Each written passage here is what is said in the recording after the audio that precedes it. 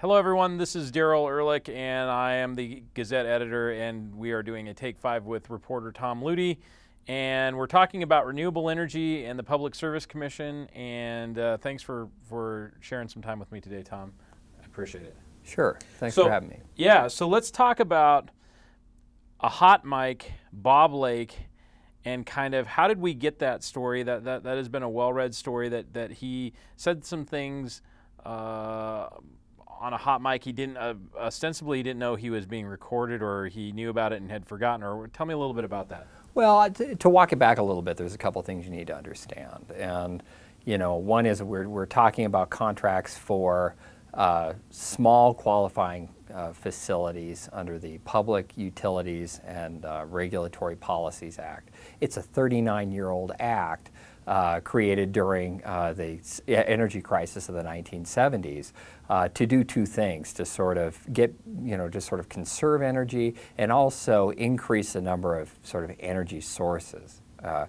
And one of the ways that they did that was to promote renewable energy. And one of the ways that renewable energy is promoted under federal law, but on the state level, is to set prices and contracts for these small qualifying facilities to kind of give them some stability, and so you can put together a small project and basically kind of make it work. And what really brought this to the commission was a sort of a long, well, it was about a year-long issue concerning qualifying facilities that are solar facilities. Let's walk through a little bit. Let's talk about Bob Lake's comments, in which it's the hot mic. Walk us through kind of what happened there and why it was, for people who follow this, why it was big news or even shocking. Well, I think the thing to understand is what had transpired that morning, and they were setting new prices and new rates for these small qualifying facilities. And the price got cut. It was cut about 40%. But probably the more significant thing was the length of the contracts that were cut, because previously, as we've discussed, they were about 25 years. Now, those got dialed down, and they got dialed down to effectively 5-year contracts. That was something that that renewable advocates found very concerning. It becomes too steep. It becomes unworkable, and so that was their sentiment.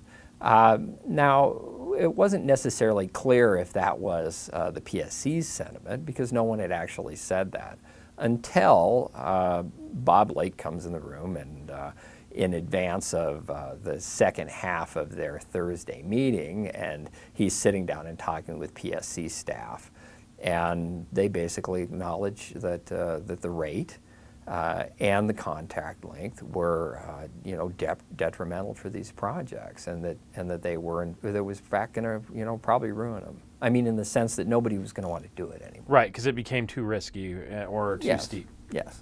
So this decision that they took ultimately could dramatically curtail, not by regulation, but just by financial uncertainty, really slow down or halt some of these renewable projects in Montana.